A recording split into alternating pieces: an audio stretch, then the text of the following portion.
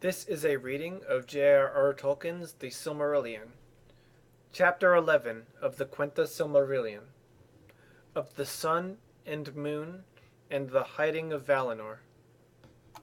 It is told that after the flight of Melkor, the Valar sat long, unmoved upon their thrones in the Ring of Doom, but they were not idle, as Feanor declared in the folly of his heart. For the Valar may work many things with thought rather than with hands, and without voices in silence they may hold counsel with one with another. Thus they held vigil in the night of Valinor, and their thought passed back beyond Ea and forth to the end. Yet neither power nor wisdom assuaged their grief, and the knowing of evil in the hour of its being.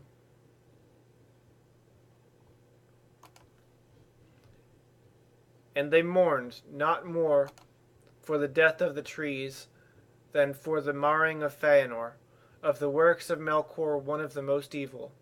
For Feanor was made the mightiest in all parts of body and mind, in Valinor, in valor, in endurance, in beauty, in understanding, in skill, in strength, and in subtlety alike, of all the children of Iluvatar, and a bright flame was in him.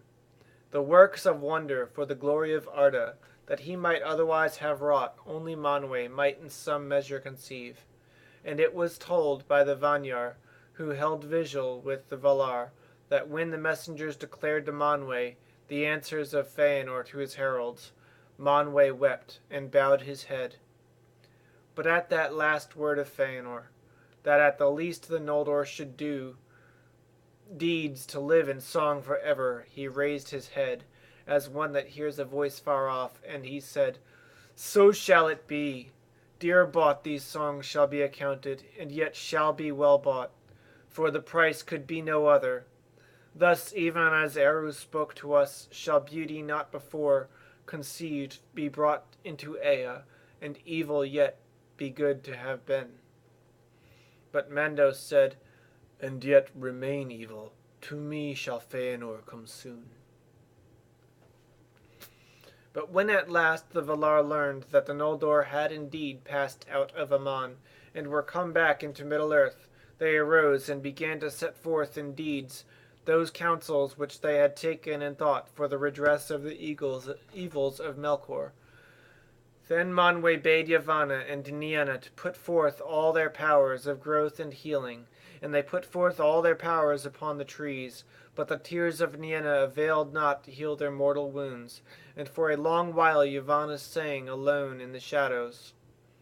Yet even as hope failed and her song faltered, Telperion bore at last upon a leafless bow one great flower of silver, and Loren a single fruit of gold.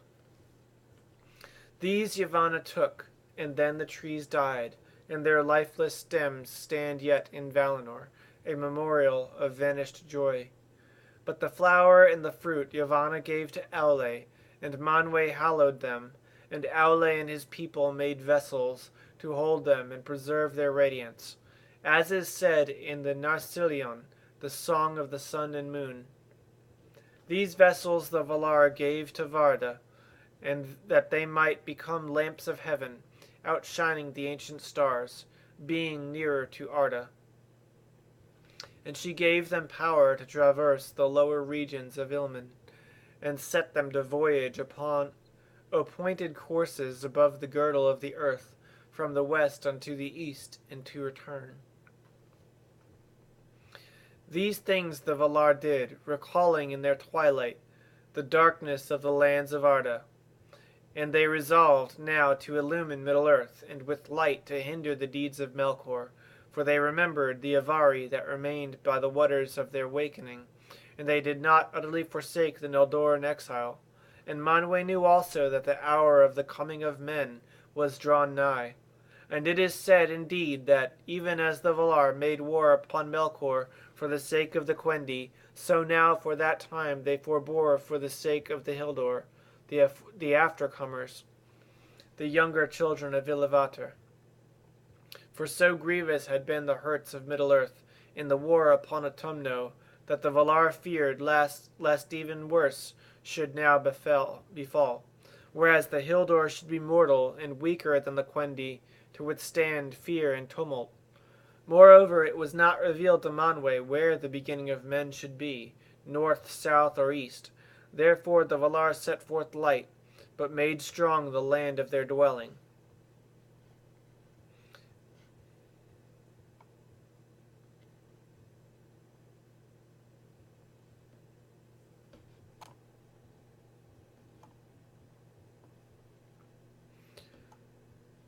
Isol, the Sheen, the Vanyar of old, named the moon, flower of Telperion in Valinor, and Anar, the fire golden, fruit of Laurelin, they named the sun.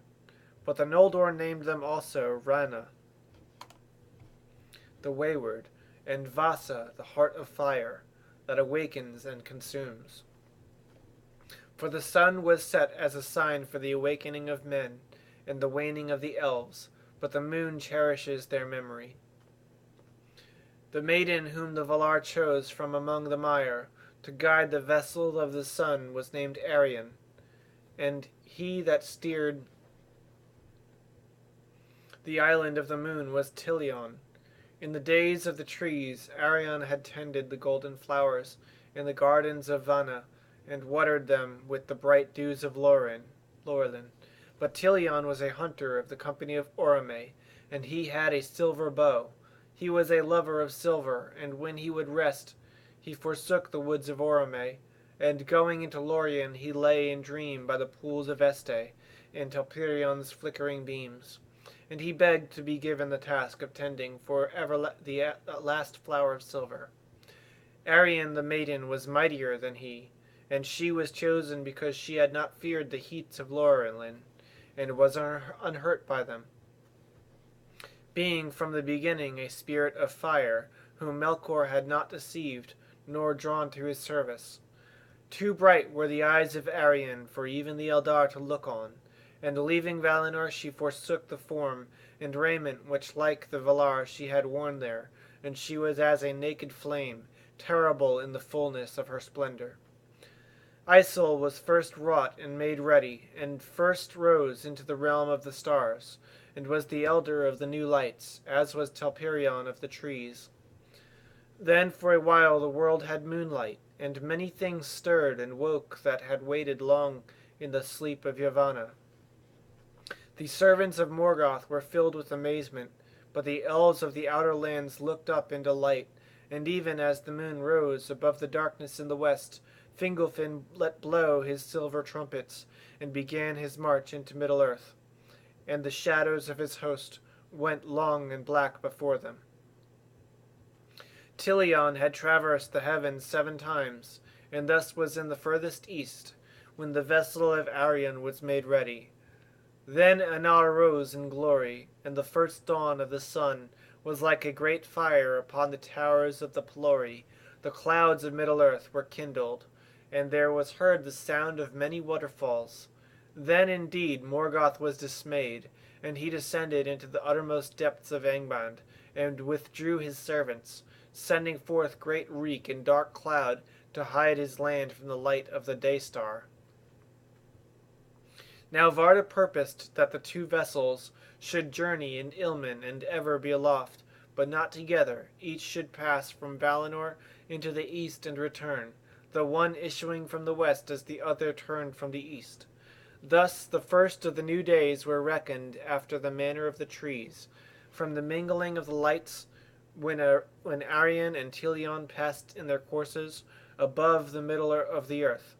But Tilion was wayward and uncertain in speed, and held not to his appointed path, and he sought to come near to Arion, being drawn by her splendor, though the flame of Anar scorched him, and the island of the moon was darkened. Because of the waywardness of Tilion, therefore, and yet more because of the prayers of Lorien and Este, who said that sleep and rest had been banished from the earth, and the stars were hidden, Varda changed her counsel, and allowed a time wherein the world should still have shadow and half-light. Anar rested therefore a while in Valinor, lying upon the cool bosom of the outer sea, and evening, the time of the descent and resting of the sun, was the hour of greatest light and joy in Aman. But soon the sun was drawn down by the servants of Ulmo, and went then in haste under the earth, and so came unseen to the east, and there mounted the heaven again, lest night be overlong and evil walk under the moon. But by Anar the waters of the outer sea were made hot, and glowed with colored fire, and Valinor had light for a while after the passing of Arion. Yet as she journeyed under the earth and drew towards the east, the glow faded, and Valinor was dim, and the Valar mourned then most for the death of Lorelin. At dawn the shadows of the mountains of defense lay heavy on the blessed realm. Varda commanded the moon to journey in like manner, and passing under the earth to arise in the east, but only after the sun had descended from heaven. But Tilion went with uncertain pace, as yet he goes, and was still drawn towards Arion, as he shall ever be, so that often both may be seen above the earth together, or at times it will chance that he comes so nigh that his shadow cuts off her brightness, and there is a darkness amid the day.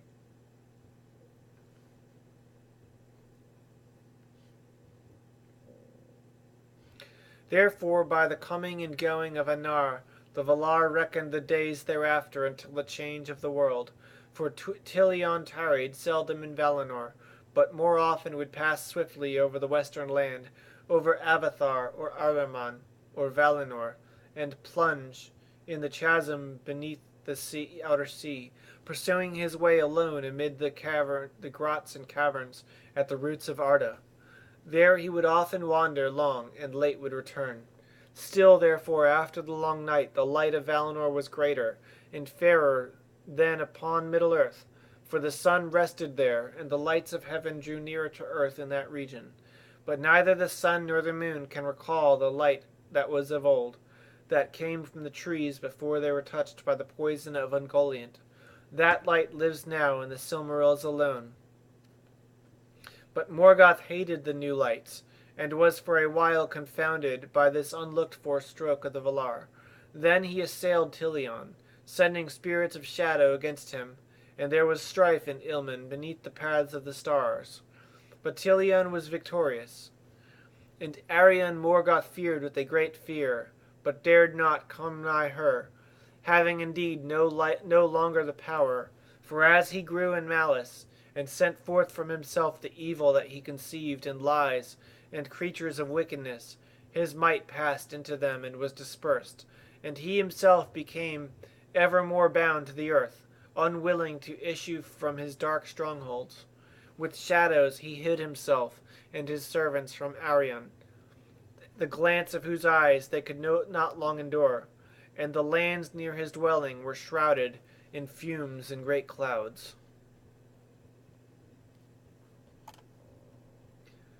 But seeing the assault upon Tilion, the Valar were in doubt, fearing what the malice and cunning of Morgoth might yet contrive against them.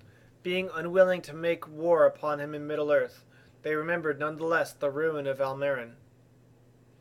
And they resolved that the like should not befall Valinor. Therefore at that time they fortified their land anew, and they raised up the mountain walls of the Pelori to sheer and dreadful heights, east, north, and south. Their outer sides were dark and smooth, without foothold or ledge, and they fell in great precipices with faces hard as glass, and rose up to towers with crowns of white ice. A sleepless watch was set upon them, and no pass led through them, save only at the Calasira. But that pass the Valar did not close, because of the Eldar that were faithful, and in the city of Tirion upon the green hill Finarfin yet ruled the remnant of the Noldor in the deep cleft of the mountains. For all those of elven race, even the Vanyar and Ingwe their lord, must breathe at times the outer air, and the wind that comes over the sea from the lands of their birth. And the Valar would not sunder the Teleri wholly from their kin. But in the Calasira they set strong towers and many sentinels, and at its issue upon the plains of Valmor a host was encamped, so that neither bird nor beast nor elf nor man nor any creature beside that dwelt in Middle-earth could pass that leaguer. And in that time also, which songs called Nurtale Valenorova, the hiding of Valinor, the enchanted isles were set, and all the seas about them were filled with shadows and bewilderment. And these isles were strung as a net in the shadowy seas, from the north to the south, before Tolericea, the lonely isle, is reached by one sailing west. Hardly might any vessel pass between them, for in the dangerous sounds the waves sighed forever upon dark rocks shrouded in mist, and in the twilight a great weariness came upon mariners and a loathing of the sea. But all that ever set foot upon the islands were there entrapped, and slept until the change of the world. Thus it was that Asmondos foretold to them in Ahriman, the blessed realm was shut against the Noldor, and of the many messengers that in after days sailed into the west, none came ever to Valinor, save one only, the mightiest mariner of song. Please purchase your own copy of the Silmarillion. This is just a reading.